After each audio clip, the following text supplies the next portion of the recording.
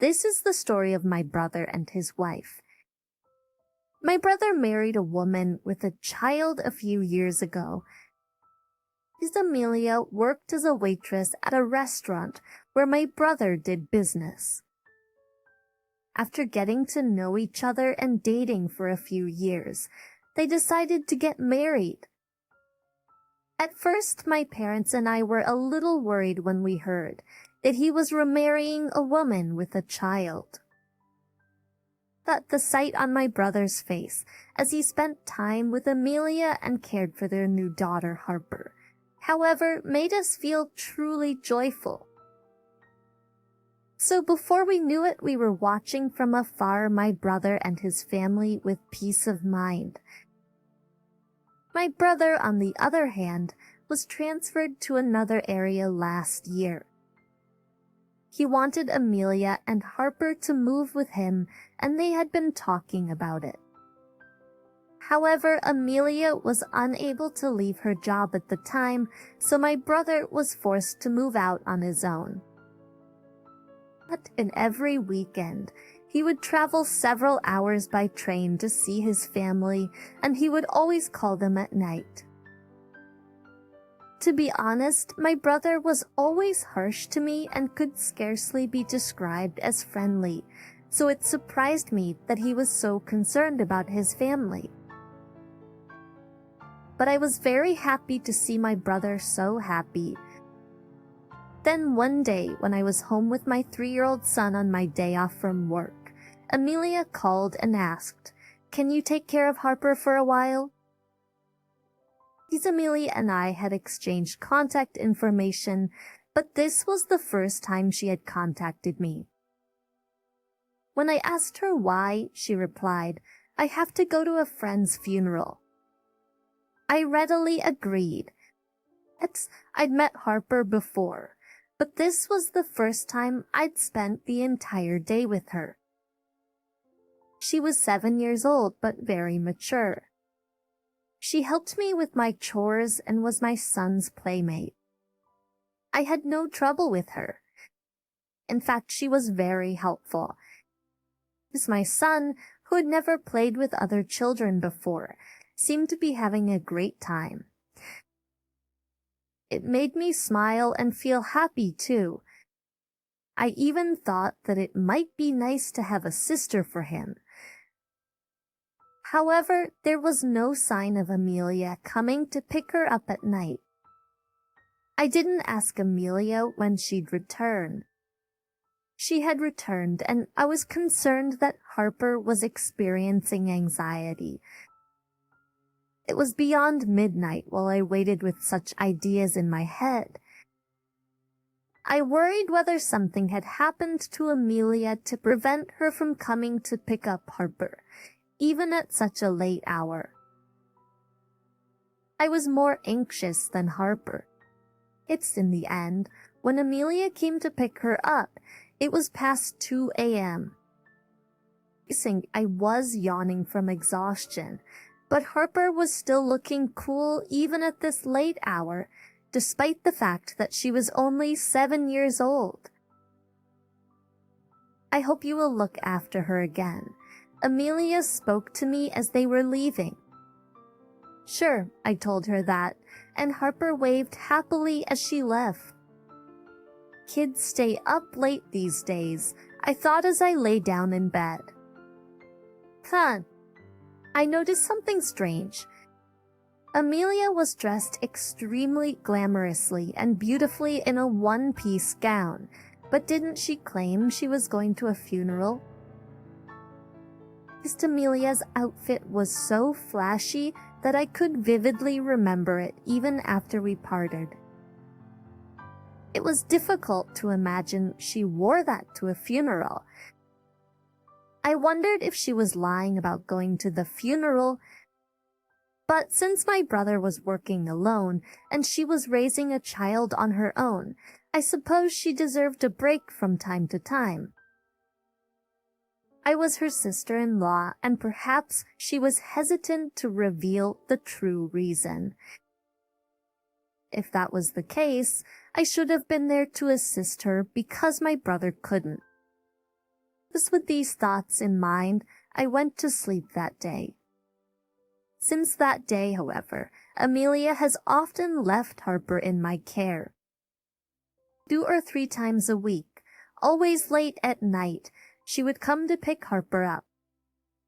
Because of the noise, my son would wake up after he had gone to bed. And because I was staying up late and was out of shape, I gradually began to decline Amelia's request for a favor. Then my son started going to daycare, and I started working part-time. I rarely took care of Harper anymore.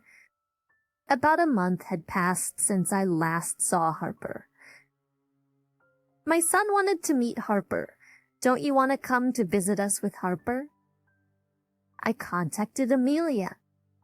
I had been refusing for a while, but if Amelia wanted to take a break, I thought it might be okay to take care of Harper for the first time in a while. However, thank you, but this time I can't. She declined my invitation. I assumed it was natural for her to have something to do. My son was feeling kind of sad though, so let's invite them again another time. I explained to him and he understood. A few weeks passed without any contact with Amelia. We used to meet one another at the grocery because we lived nearby, but I haven't seen her in a long time. I thought maybe she was busy, but my son also wants to see Harper. So I was thinking of contacting her again. But one day, I was out shopping in town with my son. I saw Amelia walking arm in arm with a man I didn't know.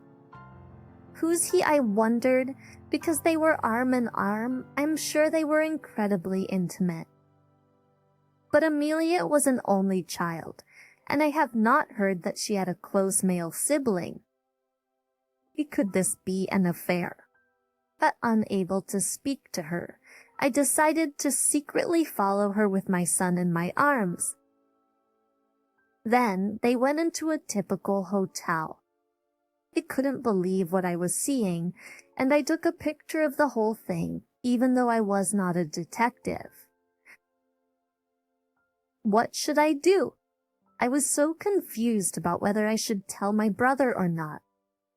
My brother seemed very happy after he got married, and there is a saying that ignorance is bliss. But I couldn't keep my mouth shut, so I contacted my brother that night.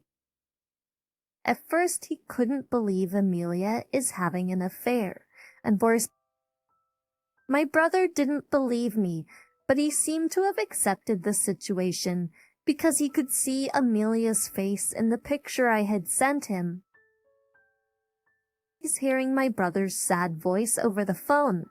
I wondered if this was the right thing to do, and I felt bad. But I didn't want to see my brother continue to be deceived. My brother, who had cooled down a bit, asked me, "How's Harper doing?" I was so angered by Amelia's infidelity that I hadn't even thought about Harper. At any rate, the only thing I was sure of was that I had to tell my brother the truth. I was sure that she wasn't there. Had she been taken care of by someone else, just like I was taking care of her? I told my brother what I suspected, and my brother said he would take a long weekend off and come back once. I decided to wait and see what happened, because I was his younger sister and couldn't get any more engaged in his and his wife's problems. In the end, I appreciate you telling me something difficult to say. He said so, but I hoped my brother and Harper wouldn't have a hard time. However, later that night, I received a phone call from my brother. I was asleep, but the ringtone woke me up. I answered the phone in my sleep, but a loud voice that I heard woke me up instantly. "Please go to my house right away," he said. It was my brother. When I asked my brother what was going on, he answered me in a nervous tone. He told me that he got a call from a payphone earlier, and when he answered, it was Harper saying, "Daddy, help me." She told him that. He called Amelia, but she was completely disconnected. I finally understood the situation after hearing those things. I left my son in my husband's care and immediately drove to my brother's house. To the inside of my brother's house, which I could see through the window, was completely dark. There was no sign of anyone. I tried ringing the doorbell, phoning the house phone and Amelia's phone, but there was no answer. "Harper, where are you?" I called out. Then I remembered that Harper had contacted my brother from a payphone. I went around the neighborhood looking for Harper. After about 30 minutes of searching, I found Harper lying unconscious on a bench in a small park where there was a payphone.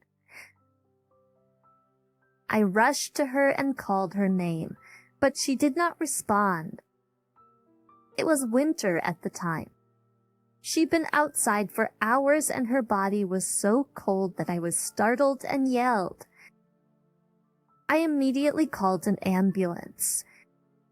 Within 10 minutes, the ambulance arrived, warmed Harper's body, and she regained consciousness.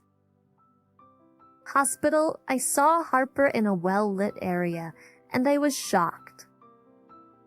Harper was no longer the healthy-looking girl I knew.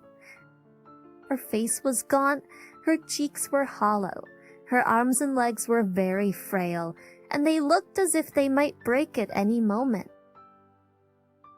She had bruises all over her body, and I shivered. When I told my brother about it, he cried over the phone, "Thank you for your help." He claimed he'd be straight back on the first train the next day. The next day, Harper was still weak, but she could speak normally. "Do you know where your mommy went?" I asked her. "Then, I don't know, she hadn't been back for about 2 weeks," she replied. 2 weeks, I had no idea what she was thinking. I was so angry that I wanted to find Amelia and beat her up right away. But since I was in front of Harper, I suppressed my emotions and continued talking. "What were you eating during all of this time?" I asked Harper, and she said, "My mom gave me $10. She said it would be enough for 2 weeks. Harper's voice sounded sad. I couldn't help but be irritated with myself for not noticing this sooner. That afternoon, my brother came home and saw Harper's changed appearance and cried. "IEMFs, sorry. I'm so sorry." He apologized so many times. Harper needed to stay in the hospital for a few more days. I tried to call Amelia, but her phone was still disconnected. So we went to my brother's place. When we entered the house, we found an even more unbelievable scene. The phone lines had been severed. There was no sign of life, and there was a sandwich wrapper from a convenience store on the floor. My brother seems to have made a decision based on this, and after Harper's condition had stabilized, he had a serious chat with her.